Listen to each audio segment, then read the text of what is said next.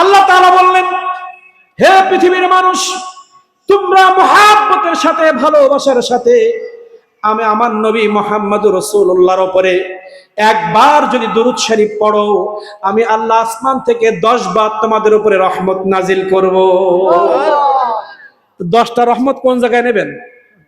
ধরেন একবার মুহাব্বতে দুরূদ পড়লেন, আল্লাহ 10 বার রহমত নাজিল করবে। তা আল্লাহকে বলবেন, আল্লাহ একটা রহমত আমার বউ দেন, একটা আমার সন্তানের দেন, একটা আমার চাকরির মধ্যে দেন, একটা আমার ব্যবসার মধ্যে দেন, একটা ঘেরে দেন, একটা বিলি দেন, একটা আমার দেন। তাও তো দুটো থাকে কি? আল্লাহ বলতেছি একবার দুরূদ পড়লে 10 বার রহমত নাজিল করব। তাহলে 10 রহমত 10 জায়গায় ভাগ করে দেন। একটা মানুষের চলতে গেলে তো বিভিন্ন কাজ আছে, এটা 10 বার কেন বললেন? আল্লাহ আপনার জিন্দেগিটা রহমত দিয়ে ভরপুর করে দিবেন। এটাই দুরূদের ফজিলত। আপনি একবার নবীর উপরে মহব্বতে দুরূদ পড়বেন, আল্লাহ আসমান থেকে 10 বার আপনার উপরে রহমত নাজিল করবে। কোথায় নিবেন? সমস্ত সংসার, ব্যবসা, চাকরি এই নবীজির ওসিলা আল্লাহ রহমত দিয়ে ভরপুর করে দিবেন। এত টাকা পয়সা, এত অর্থ বিত্ত আমাদের হয়ে গেছে, আমাদের কোনো অভাব নাই, কিন্তু শান্তি নাই কেন? নবীকে মাইনাস করে ফেলেছে। আল্লাহ তাআলা বললেন, পৃথিবীর সব ইবাদতের মধ্যে আমার নবীকে আমি ফিট করেছি। আল্লাহ তাআলা বললেন, ওয়া রাফা'না লাকা যিকরাক। এবার মূল আলোচনার দিকে যাচ্ছি। যদি বসেন, এখান থেকে একটানা চলবে, কোনো ব্রেক হবে না। এতক্ষণ শুধু সাজাই গোছাই নিলাম, এবার মূল আলোচনার মধ্যে যাচ্ছি।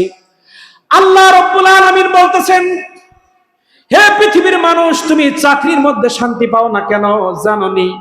শোনো, চাকরি করছি 10, 20, 30, 50 হাজার টাকা বেতন, তারপরও তার কাছে 10 টাকা চাইলে বলে আমি অভাবে আছি। 50 বিঘা 100 বিঘা ঘেরের মালিক। আপনি একটু যান, দেখবেন ওনার মতো অভাবী পৃথিবীতে কেউ নাই। ডিসিএসপি চাকরি করে, গিয়ে দেখবেন ওনার মতো অভাবী কেউ নাই।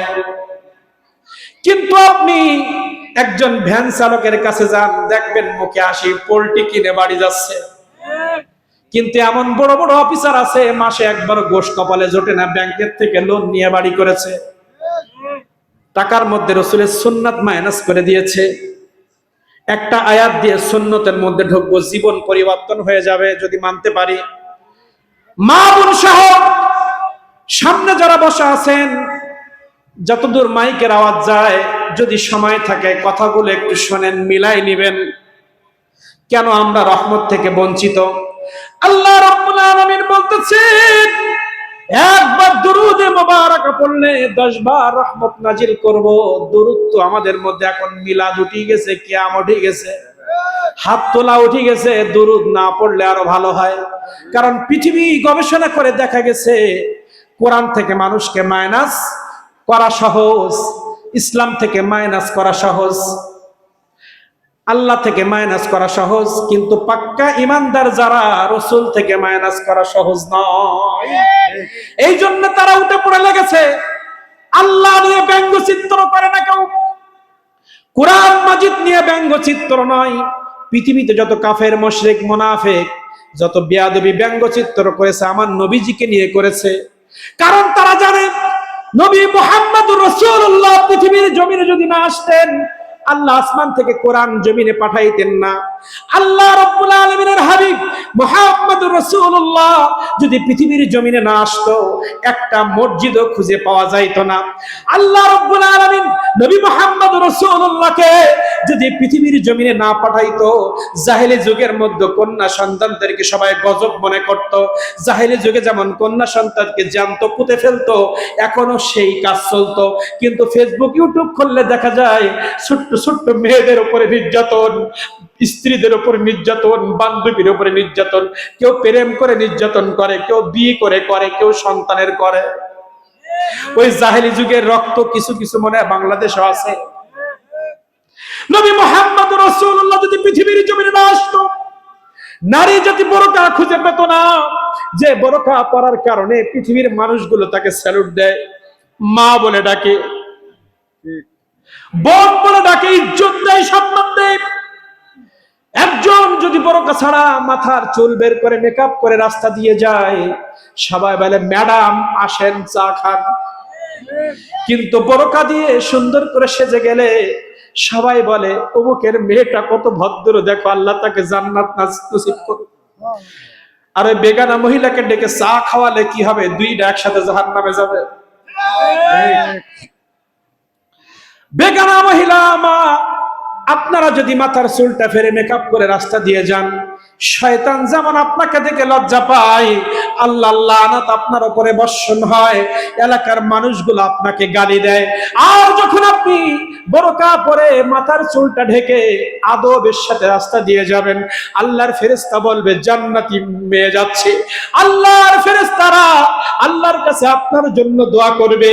ওই রাস্তার মাটিগুলো আল্লাহর কাছে দোয়া করবে, আল্লাহ তোমার জান্নাতি বান্দি যায়, তাকে তুমি মাফ করো। কোন মেয়েরা যদি বোরকা পরে সতীত্ব রক্ষা করে কোন রাস্তা দিয়ে হেঁটে যায়, রাস্তার মাটিগুলো আল্লাহর কাছে তার জন্য ক্ষমা চায়, ডাইনের গাছপালাগুলো আল্লাহর কাছে ক্ষমা চায়। সবাই পৃথিবীর ফেরেশতা সবাই ওই মেয়ের জন্য দোয়া করে। শুধু তাই নয়, ওই রাস্তার পাশে বসে থাকা মানুষগুলো তার জন্য দোয়া করে। আর মাথার চুল খুলে মেকআপ করে বেপর্দায় বুকে ওন্না নাই আপনি রাস্তা দিয়ে হাঁটবেন, জমিনের মাটি বলবে আল্লাহ তুমি একটু হুকুম দাও মাটির তলে ওকে গেড়ে দেই, তাহলে মাটিও আপনার বিপক্ষে গেল, গাছপালাগুলো আপনার বিপক্ষে গেল। এমনকি আপনার প্রতিবেশী দূর থেকে বলবে একটা বেয়াদব মেয়ে জন্ম দিয়েছে, তাহলে দুনিয়ার মানুষগুলো আপনাকে গালি দিল, ফেরেশতারা আপনাকে গালি দিল, আল্লাহ তাআলা আপনার উপরে লানত নাজিল করলো। আর বোরকা পরলে জমিন আপনার পক্ষে, গাছপালা আপনার পক্ষে, আসমান আপনার পক্ষে, ফেরেশতা আপনার পক্ষে, এলাকার মানুষগুলো আপনার পক্ষে, আল্লাহ তাআলা আপনার পক্ষে। ঠিক কিনা? ভালো লাগে শুনবেন? আল্লাহ রাব্বুল আলামিন বললেন ওয়ারাফা'না লাকা যিকরাক। আলোচনায় ঢুকতেছি। ওয়ারাফা'না লাকা যিকরাক, সূরা আলাম নাশরাহ। আল্লাহ তাআলা বললেন হে নবী মুহাম্মদুর রাসূলুল্লাহ, আপনার ইজ্জত আমি এমন উঁচু মাকাম দিয়েছি, আপনার আলোচনা, আপনার সম্মান, আপনার ইজ্জত আমি আকাশচুম্বী করেছি। পৃথিবীর সবাই মিলে যদি আপনার ইজ্জত নিয়ে টানাটানি করে, 1 ইঞ্চি ইজ্জত কমাইতে পারবে না। পৃথিবীর সবাই মিলে যদি আপনার ইজ্জত বাড়াইতে চায়, 1 জাররা পরিমাণ বাড়াইতে পারবে না। পৃথিবীর মানুষ যদি আপনার ইজ্জত করে, তার ইজ্জত সমাজে বাড়বে, আপনার বাড়বে না, তার বাড়বে। আপনার যদি কমায়, তার কমবে, আপনার কমবে না। ইজ্জত দিয়েছেন কে? আল্লাহ রাসূলের ইজ্জত দিয়েছেন কে? আল্লাহ তাআলা ওয়ারাফা'না লাকা যিকরাক, আপনার আলোচনা, আপনার সম্মান, আপনার মর্যাদা আমি আকাশচুম্বী করেছি। যে আপনার আলোচনা বেশি করবে, যে নবী বেশি করবে, সমাজের মধ্যে তার সম্মান আমি বাড়িয়ে দিব। ইদা যুকিরতু যুকিরতা মাই। আর আল্লাহ রাসূল এই আয়াতের ব্যাখ্যায় বললেন মান যাকারানি যাকারাল্লাহ। মান মানে যে ব্যক্তি, যাকারানি আমি নবী আমার জিকির করবে, যাকারাল্লাহ সে যেন আল্লাহর জিকির করলো। কে বলছেন? নবী বলছেন আমার নাম যে জপলো, সে যেন আল্লাহর নাম জপলো। মুহাম্মাদের নাম জপেছিলি বুলবুলি তুই আগে, মুহাম্মাদের নাম জপেছিলি বুলবুলি তুই আগে। তাই কি রে তোর কণ্ঠের সুর এতই মধুর লাগে, ওরে এতই মধুর লাগে। ভালো লাগে না? ওয়ারাফা'না লাকা যিকরাক। দেখেন মসজিদে নামাজে শান্তি নাই, ঘরে সংসারে শান্তি নাই, ব্যবসায় শান্তি নাই। কেন? আল্লাহ বললেন আমার ইবাদতের সাথে আমার নবী না থাকলে ওখানে কোনো রহমত থাকবে না। বিবাহ করা আমি কারোর জন্য সুন্নত করেছি, কারোর জন্য ওয়াজিব করেছি, আমি প্রেক্ষাপট অনুযায়ী বিবাহ হারাম করেছি। অনেকের জন্য বিবাহ করা হারাম, অনেকের জন্য বিবাহ করা সুন্নাত, অনেকের জন্য বিবাহ করা ওয়াজিব, অনেকের জন্য বিবাহ করা ফরজ। আল্লাহ তাআলা বললেন, তুমি বিবাহ করে বউ নিয়ে শান্তিতে থাকবা, আমার নবীর সুন্নত না থাকলে বিয়ে করিও শান্তি হবে না। ব্যবসা করবা, ব্যবসার মধ্যে নবীর সুন্নত না হলে শান্তি হবে না। চা লাগবে না, যদি বসে তাহলে চলবে না, বন্ধ হয়ে যাবে। চা লাগবে না, তারপরেও ফজরের নামাজ কাজা করে দেরি হবে না। কটা বাজে? 12টা বেজেছে, আর 10-15 মিনিটের মধ্যে শেষ হয়ে যাবে। আপনারা চাইলেও হবে না, কারণ ফজরের নামাজে আর অনেক মুরব্বী আছে না, আমাদের যাদের একটু রক্ত গরম তাদের অসুবিধা না, কিন্তু অনেক মুরব্বী আছে, সব দিকে বিবেচনা করতে হবে, ঠিক কিনা? 10টায় যদি ওঠাতে পারতেন তাহলে কিছুটা হতো, 2 ঘন্টা হলে মোটামুটি। আমাকে এখন অল্প বয়স না, 3-4 ঘন্টা কোনো ব্যাপার না, কিন্তু বয়স হয়ে গেলে তখন 45 মিনিট 40, এর বেশি চলবে না। এই জন্য বয়স থাকতে যত প্রেম করব, বয়সকালে না করলে এটাই ঘাটতি পূরণ করবে। রাসূল সাল্লাল্লাহু আলাইহি ওয়াসাল্লাম বলছে, যুবক বয়সে যে বেশি বেশি ইবাদত করবে, বৃদ্ধ বয়সে না করলেও যুবক বয়সের ইবাদত ওই বুড়ো বয়সের ইবাদতের ঘাটতি পূরণ করবে। কারণ বয়স হয়ে গেলে ঘুম আসে, সূরা ফাতিহা না পড়ি নামাজ হয়ে গেছে। তা আল্লাহ তাআলা বলতেছে, যুবক বয়সে যদি সুন্দর সূরা ফাতিহা পড়ে যুবক তুমি নামাজ পড়তে পারো, বৃদ্ধ বয়সে সূরা ফাতিহা না পড়লে আল্লাহ লিখি ফেলবে, পড়িছে। কারণ বৃদ্ধ বয়সে আমরা যে পারবো না এটা জানে কে?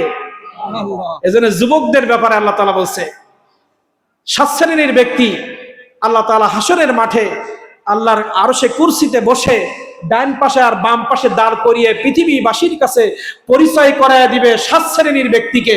তার মধ্যে প্রথম আসছে যিনি ন্যায় বিচার করবে, যিনি সমাজে ন্যায় বিচার করবে। এই ন্যায় বিচারককে আল্লাহ তাআলা হাসরের ময়দানে বলবে, এই হচ্ছে ন্যায় বিচারক, তোমরা সবাই তাকে চিনে রাখো, এ জান্নাতি।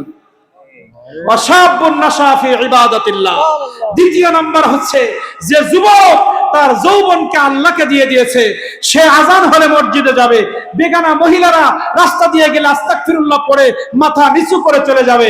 এখন তো চলে যাওয়া দূরই কথা, শুধু একটু ডাকলি হয়, ডাকাও লাগে না, তারাই বাড়াচ্ছে। আগে তো আমাদের জামানায় আমাদের ডাকলেও যেতাম না, আমাদের যে বয়স গেছে, আর এখন ডাকা লাগে না, পিছনে চান্সে থাকে, একটু মুখ ফেরাইলেই হয়, যে কোনো কায়দায় বাস করে ফেলাবো। এরকম করলে এই যুবকদের জন্য না, যে যুবক তার চোখকে হেফাজত করছে, তার অন্তর তার লজ্জা স্থানকে হেফাজত করছে, 5 ওয়াক্ত নামাজ আদায় করেছে, এই যুবক যদি যৌবন বয়সে মারা যায়, সঙ্গে সঙ্গে আল্লাহ জান্নাত দিবেন। হাসরের মাঠে পৃথিবীবাসীকে বলবে, ওই আব্দুল সালাম, আব্দুর রহমান, ওই মাদার বাড়িয়া, ওই কুল্লার ওই 5 জন যুবক, তারা তাদের জীবন বাজি রেখে আমার গোলামি করেছে, সবাই তাদেরকে চেনো, আজকে জান্নাতে দেব, তার আগে সবার সাথে পরিচয় করায় দেব। এভাবে 7টা নাম আছে, ওদিকে যাচ্ছি না। তা আজকে আমাদের শান্তি নেই কেন? মসজিদে যাচ্ছি ফরজ আদায় করতে, কিন্তু ঢোকার সময় মসজিদে ঢোকার সময় 5টা সুন্নত আদায় করতে বলেছেন আমার নবী, আল্লাহ বলে নাই। 5টা সুন্নত কি? বিসমিল্লাহ বলে ঢুকতে হবে, ডান পা আগে দিতে হবে, আল্লাহুম্মা আফতাহ লি আবওয়াব রাহমাতিক বলতে হবে, আমার দয়ার নবীর উপরে দুরূদ শরীফ পড়তে হবে। 5 নাম্বার ইতিকাফের নিয়ত করতে হবে। ইতিকাফ মানে রমজানের 10 দিন, রমজানের 1 দিন, এবং ওয়াজিব ইতিকাফ মানতের ইতিকাফ 1 দিন বা 2 দিন বা 3 দিন। যখনই আপনি 10 দিন করেন, 1 দিন করেন আর 3 দিন করেন, ওই ইতিকাফের সময় এমন ভাবে নিয়ত করতে হয়, এই 10 দিন পৃথিবীর কাউকে আমি চিনি না, আমি আল্লাহকে চিনি, আমি আল্লাহ ছাড়া আর কারোর সাথে কথা বলবো না। মসজিদে ঢুকবে আর চাঁদ ওঠার আগ পর্যন্ত কারোর সাথে কথা নাই, আমি আল্লাহকে ছাড়া কাউকে চিনি না, আমি আল্লাহর প্রিয় বান্দা হওয়ার জন্য ইতিকাফে এসেছি, এই নিয়ত করে ইতিকাফে যেতে হয়।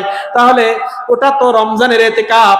আর মসজিদে 5 ওয়াক্ত নামাজে ঢোকার সময় যে ইতিকাফের কথা আছে, এটা 15 থেকে 20 মিনিটের ইতিকাফ।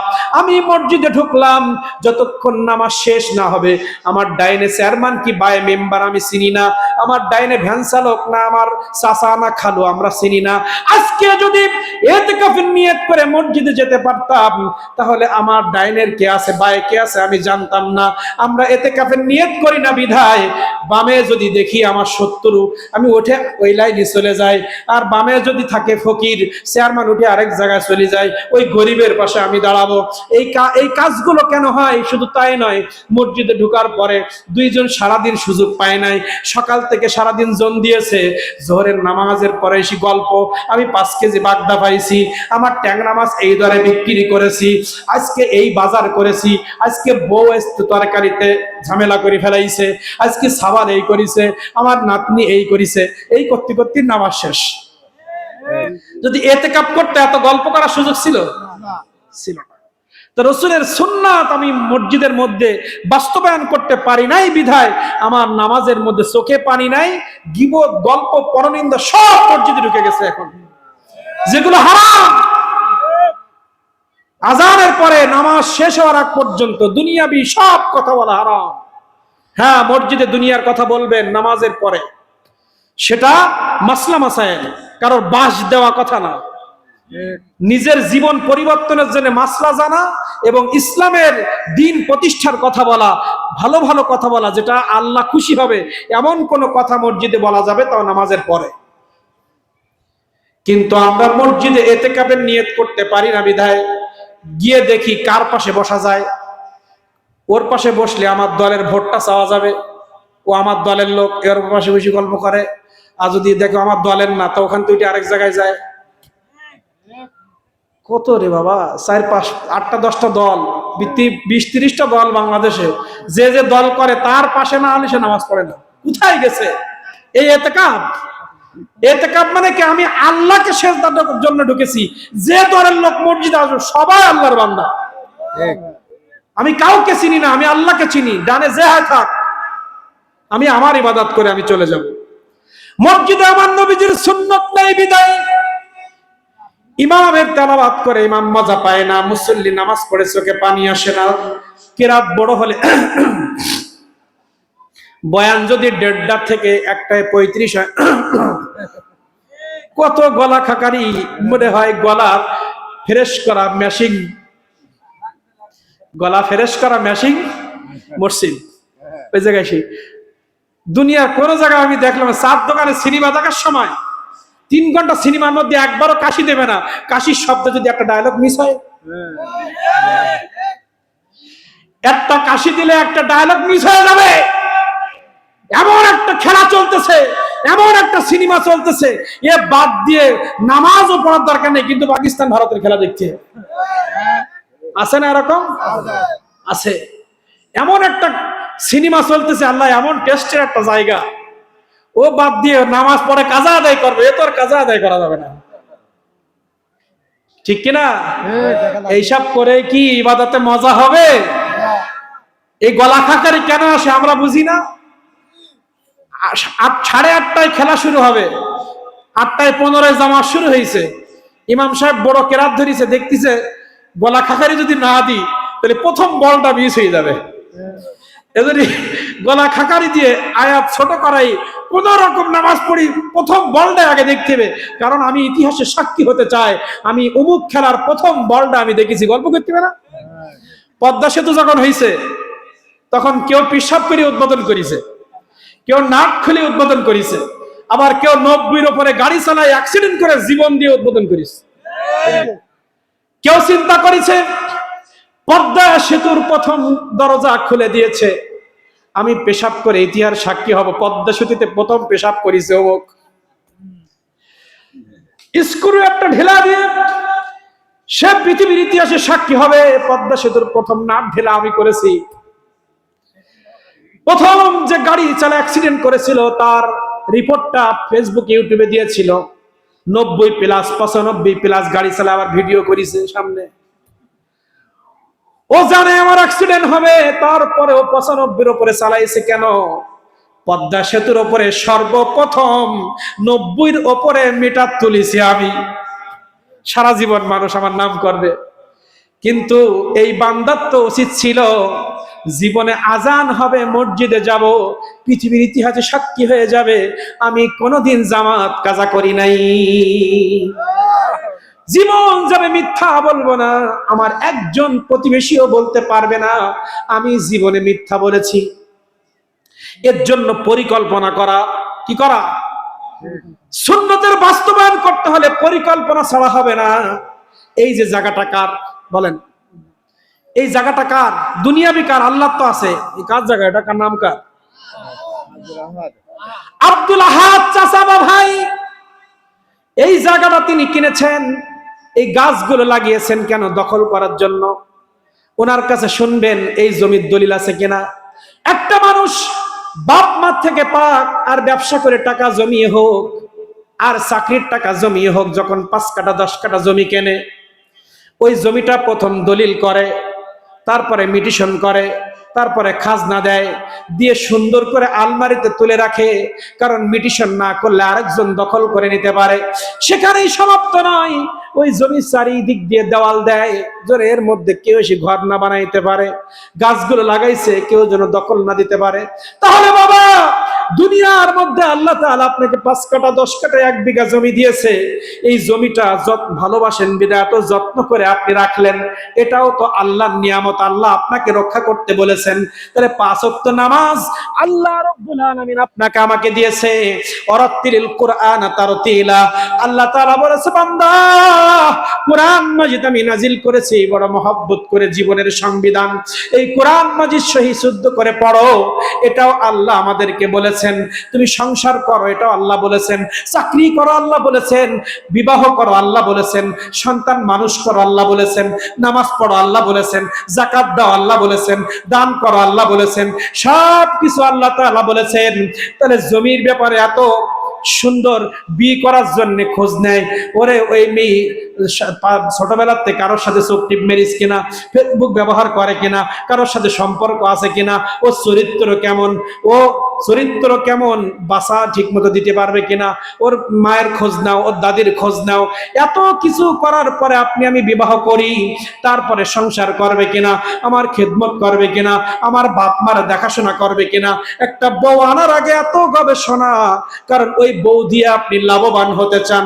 আল্লাহ তাআলা বললেন, তুমি জান্নাত যদি পেতে চাও 5 ওয়াক্ত নামাজ আদায় করো। তুমি জান্নাত যদি পেতে চাও কোরআন মাজিদ সুন্দর করে তুমি তেলাওয়াত করো।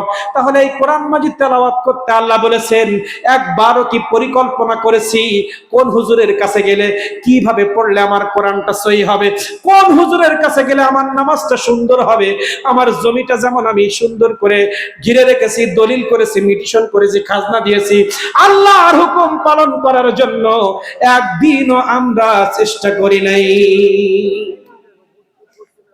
চেষ্টা করেছি না? তাহলে কি হলো? এই চেষ্টা করার জন্য তো নবী মুহাম্মদ রাসূলুল্লাহ সাল্লাল্লাহু আলাইহি ওয়াসাল্লাম দুনিয়ার জমিনে তাশরীফ এনেছে, হাতে কলমে শিক্ষা দিয়েছে, হাতে কলমে শিক্ষা দিয়েছেন। তাহলে এই পরিকল্পনা আমাদের করতে হবে যে কিভাবে আমি যুবক আমার যৌবনকে হেফাজত করা যায়। একটা নোট তৈরি করতে হবে। আমরা বিসিএস ক্যাডার হওয়ার জন্য নোট করি, এসএসসিতে গোল্ডেন পাওয়ার জন্য সুন্দর নোট করি, এইচএসসিতে গোল্ডেন পাওয়ার জন্য সুন্দর নোট করি, ডাক্তারিতে ভালো রেজাল্ট করার জন্য সুন্দর নোট করি যে আমি ভালো ডাক্তার হব, ইঞ্জিনিয়ার হব, আমি গোল্ডেন এ প্লাস পাবো। এর জন্য শিক্ষকের পরামর্শে আপনি নোট করেন, কিন্তু কোন আলেমের পরামর্শ নিয়ে নামাজ সুন্দরের জন্য একটা নোট কি আপনি দেখাতে পারবেন? নামাজের ওয়াজিব কয়টি, সুন্নত কই, নোট করা লাগবে না, বাজারে বই আছে। আপনার ক্লাসের বই ফাঁকে আপনি একটা নামাজ শিক্ষা ঢোকায় রাখেন। মা বোনরা, আপনাদের ইজ্জত ঠিক রাখার জন্য আপনার বাড়ির ভিতরে ফাতেমা রাদিয়াল্লাহর একটা জীবনী কিনে রাখেন, আপনার চরিত্র সুন্দর হয়ে যাবে। মা ফাতেমা ক্ষুধার যন্ত্রণায় বাড়ি কাঁদতেছে, হাসান হোসেন কাঁদতেছে। আমার নবী বাড়ির পাশ দিয়ে যাচ্ছে, নবী দেখলো আমার কলিজার টুকরা সন্তান, যে নবী উহুদ পাহাড়কে সোনা হওয়ার হুকুম দিলে আল্লাহ সোনা করে দিতেন, সেই নবীজির বাড়ির মানুষগুলো না খেয়ে আছে। কিন্তু নবীর আদর্শ থেকে তারা বিচ্যুত হয় না। সাহাবা একরাম মরুভূমিতে উলঙ্গ করে শোয়াই দিছে, ইমান বিক্রি করে নাই। আর আমরা এখন 100 টাকায় 200 টাকায় একটা চা একটা পানে ইমান শেষ। আর এখন সব জায়গায় তো জান্নাতের টিকিট বিক্রি হচ্ছে, এগুলো তো আপনারা জানেন। অনেক সহজ হয়ে গেছে জান্নাতে যাওয়া এখন, কিন্তু সাহাবীদের কাছে জান্নাত এত সহজ ছিল না। সাহাবীদের যুগে জান্নাত এত সহজ ছিল না, বহু কঠিন ছিল। আজকে সাহাবীদের জীবন আদর্শকে আমরা ধুলির সাথে মিশাই দিয়ে নিজের ক্ষমতার জন্য, নিজের অর্থের জন্য, পাওয়ারের জন্য আমরা যে কোনো মতাদর্শ পালন করতে রাজি আছি, পিছুপা হব না। আমার রাসূলের গলায় ছুরি দিয়ে হলেও আমরা পাওয়ারে যেতে চাই, ঠিক কিনা? চলছে, এগুলো হবে কিয়ামতের আগে। আপনার স্বার্থের জন্য আপনি কোরআন হাদিস সব বিক্রি করে দিলেন, সব আদর্শ আমরা বিলীন করে দিয়েছি। বাবা মা বোনরা যারা আছি, রাসূলের আদর্শ জীবনে বাস্তবায়ন করি, নবী করিম সাল্লাল্লাহু আলাইহি ওয়াসাল্লামের সুন্নাত অনুযায়ী আমরা আমাদের জীবনটাকে চালাই, রহমত দিয়ে আল্লাহ ভরপুর করে দিবেন। কোন মহিলা যদি মনে করে, কোন মা বোন যদি মনে করে আমি স্বামীর এত রান্না বাড়া করি দিই, আমি তো 5 বার নামাজও পড়ি, আবার হুজুর বাড়িও ফতেহার সময় যায়, আবার মানুষের সাথে ভালো ব্যবহার করি, তো আমার রোগ বালায় যায় না কেন, আমার সংসারে শান্তি নেই কেন? আল্লাহ তাআলা বলছেন, হে আমার বান্দি, তুমি আমার নবীর সুন্নত মোতাবেক চলো, তুমি বোরকাটা পরো, তুমি বেগানা পুরুষের সামনে যেও না, তোমার সংসারে শান্তি দিয়ে ভরাই দিব আমি। তোমার স্বামীর সাথে তর্ক করো না, স্বামীর সাথে চিল্লায় কথা বলো না, তাহলে তোমার সংসারে বরকত দিয়ে ভরে দিব আমি। তুমি সিরিয়ালের ধারে পাশে যেও না, বরকত দিয়ে ভরে দেব আমি। এত স্বামীর খেদমত, এত ওলির দরবারে যাওয়ার পরে শান্তি নেই কেন? সিরিয়ালের যান কেন? সিরিয়ালের ডিম দেখেন বলে তো আপনার কাছ থেকে আল্লাহ শান্তি উঠায় নিছে। বেপরদায় চলেন বিদায় অন্য আমলগুলো দিয়েও আল্লাহ আপনার বরকত দিচ্ছে না। আপনি যদি একটা কলসে পানি ঢালেন, এই কলসের এক সাইড ছিদ্র থাকলে পানি সব পড়ে যাবে। তাহলে আপনি মাথার কাপড় ফেলাই দিলেন মানে আপনি ইসলামের মধ্যে ছিদ্র করলেন। ওই ছিদ্র ইসলামের মধ্যে নামাজ ঢুকালেও বেরিয়ে যাবে, ঢুকবে বেরিয়ে যাবে। আপনি পর্দা করলেন না মানে আপনি ইসলামে ছিদ্র করে দিলেন, আপনার আমলের মধ্যে ছিদ্র হয়ে গেছে, ওই আমল আর কাজে আসতেছে না, বেরিয়ে যাচ্ছে। এজন্য ছিদ্র আটকাতে হবে, এর জন্য পরিকল্পনা করতে হবে। বেশি বেশি করে আমার নবীজির জীবনী পড়বো, সাহাবা একরাম জীবনী পড়বো। নবীজির আদর্শ আমাদের জীবনে বাস্তবায়ন করলে আমাদের সমাজ, আমাদের রাষ্ট্র, আমাদের ব্যক্তি জীবন, সামাজিক জীবন সব সোনায় সোহাগা হয়ে যাবে ইনশাআল্লাহ। নবীকে মাইনাস করলে আপনি পৃথিবীর রাষ্ট্রের হাতে পাইলেও আপনি শান্তি পাবেন না। পৃথিবীর ক্ষমতা আপনার হাতে আসবে, অর্থনৈতিক ব্যবস্থা আপনার হাতে আসবে, রাজনৈতিক পাওয়ার আপনার হাতে আসবে, কিন্তু আমার রসুলকে যদি আপনি খাটো করেন, আমার নবীজির সামনে যদি বেয়াদবি করেন, আপনি লিখে রাখেন ওই এলাকায়, ওই দেশে, পৃথিবীতে কখনো শান্তি আসবে না। সাহাবা একরাম শান্তিতে ভরে গিয়েছিলেন, বাড়ি খাওয়া ছিল না, তারপরে কোনো অভিযোগ ছিল না, কারণ তারা ইসলামকে ভালোবেসেছে, নবীকে ভালোবেসেছে। আপনার বাড়ি আছে, গাড়ি আছে, টাকা আছে, পয়সা আছে, ক্ষমতা আছে, তারপরে টেনশন কেন? আপনি নবীকে মাইনাস করেছেন। এজন্য আল্লাহ তাআলা আমাদের সবাইকে বোঝার তৌফিক দান করুন। ওয়া আখিরি দাওয়ানা আনিল হামদুলিল্লাহি রাব্বিল আলামিন। আসসালামু আলাইকুম ওয়া রাহমাতুল্লাহ।